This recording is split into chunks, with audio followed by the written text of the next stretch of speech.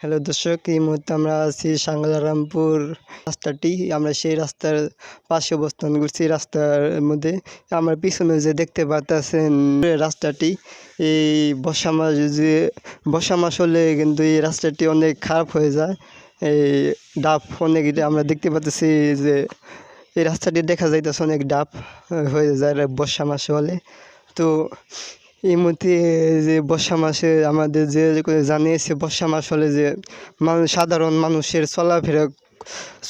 চলাফেরা করতে সমস্যা হয়, সেটা আমাদেরকে জানিয়েছে। তো এই আর কথা যদি বলে থাকি, গাড়ি ঘোড়া বা মোটর সাইকেল চলা খুব কষ্ট হয়, কোনো অটো যাইতে পারে না, সেটাই আমাদেরকে জানালো।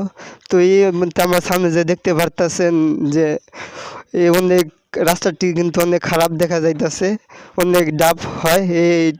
এই সাঙ্গেরপুরের রাস্তাটি অনেক ডাব হয়ে যায় বর্ষা মাসে।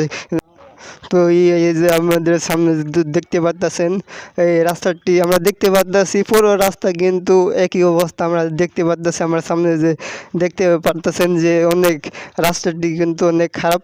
আমাদেরকে জানিয়েছে এই এলাকার স্থানীয় যারা আমাদেরকে জানিয়েছে তারা যে এই রাস্তাটি পরে গিরু হুমান ডাব হয়ে গেছে, তো কোনো গাড়ি ঘোড়া চলতে পারে না এই রাস্তা দিয়ে। তারা যে হাঁটা পায়ে কিন্তু চলতে পারে না। দেখতে পারতেছে ভাই, তার সাথে এই মুহূর্তে একটু কথা বলার চেষ্টা করব। তা ভাই, আপনার নাম কি? আমার নাম আব্দুল রাজ্জাক। আব্দুল রাজ্জাক। তা আপনার বাড়ি তো এই এলাকায়? আমার বাড়ি নেই।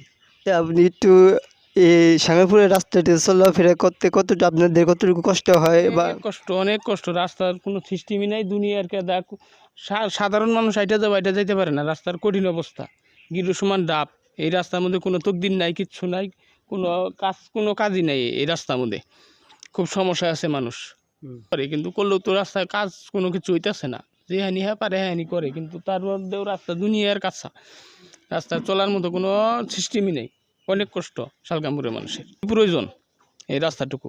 আমার নাম মোহাম্মদ বিল্লাল। তোর মধ্যে ইস্তেবারে কোনো হাট বাজার দিলে কাঁচার দাস দেখান রাস্তায় যে কীরকম দেখা যায়, কাঁচার দাস যাওয়ান লাগে, কাপড় চাপড় কোথায় কোনো ইস্তেবারিতে যাওয়ান যায় না। তো এইভাবে সবসময় আমার লাইভে এইভাবে গেথাছি।